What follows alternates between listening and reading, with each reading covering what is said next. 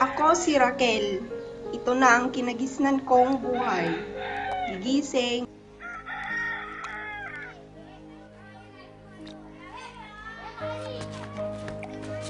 maghahanda ng pagkain para sa 4 kong kapatid.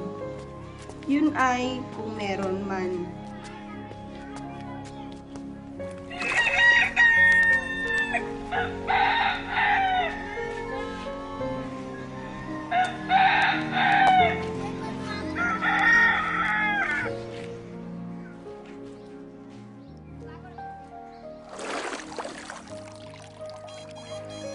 Ganyan naman sanayan lang.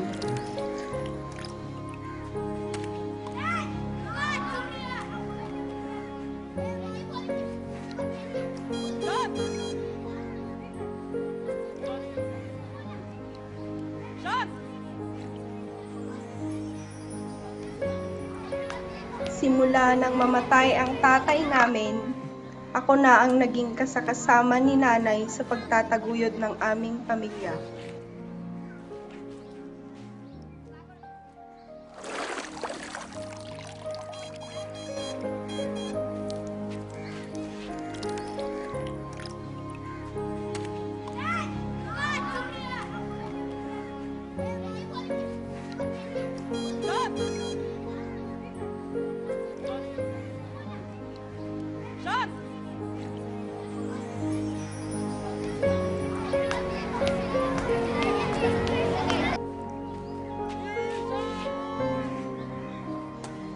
Kaya ngayon, bilang panganay, nakasalalay na sa akin ang kinabukasan ng pamilya. Lalo pat medyo maluba na ang sakit ni nanay.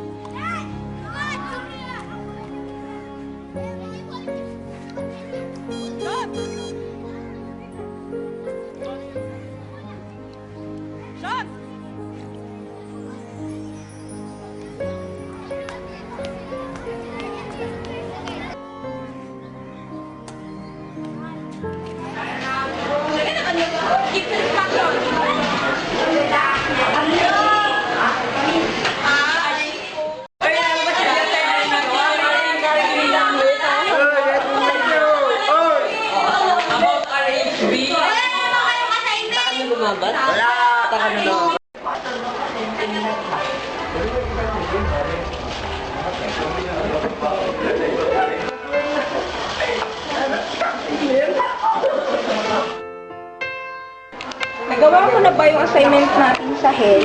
Oo. Ikaw? Hindi ko pa tapos. Alam mo ba, nung nag-search ako, ang dami pala parang pigilan ang pagbubuntis. Tignan ko dito, ayon dito sa nabasa kong article sa internet, malaki pa talaga ang pagkakaiba ng natural at artificial methods ng family planning. Narinig mo na ba yung salitang reproductive health need? Oo. Sana nga madalihin na ang pagbasa dun Matagal nang inaalikabog yun sa kongreso.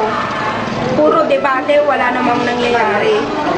Alam mo ba, ayon din sa libro natin, about sa family planning methods, meron din siyang artificial tsaka natural.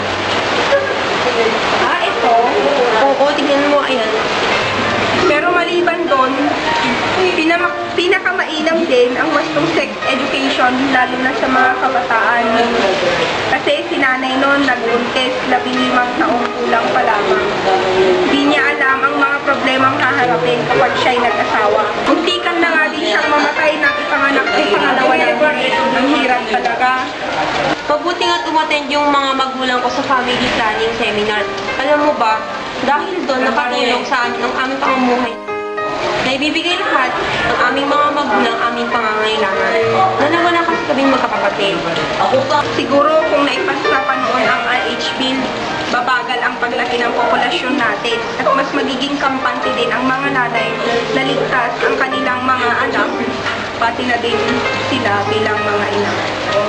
Hay nako, alam mo ba, yan yung dapat bigyan ng pansin ng ating gobyerno. Hindi yan ang walang kwentang batas. Tsaka alam mo, kung saan-saan na nga napupunta yung pera ng bayan Tsaka kung saan-saan din nawawalas ng ito. Oo nga, mabuti tama na nga. Sige.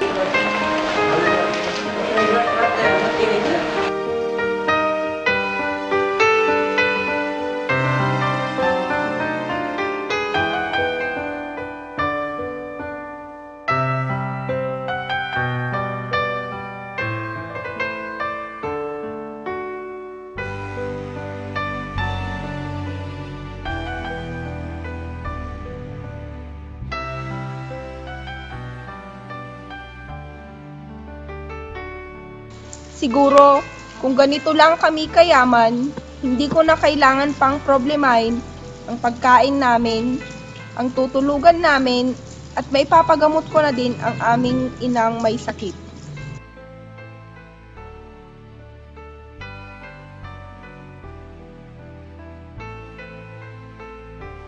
Siguro, gaya nila, maipapasok ko na din ang mga kapatid ko sa isang magandang eskwelahan.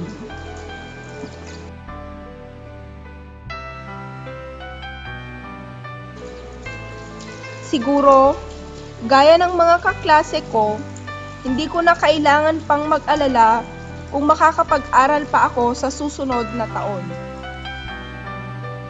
May mga batas na kailangang may patupad upang mas mapabuti pa ang buhay ng humigit kumulang 75 milyong Pilipino.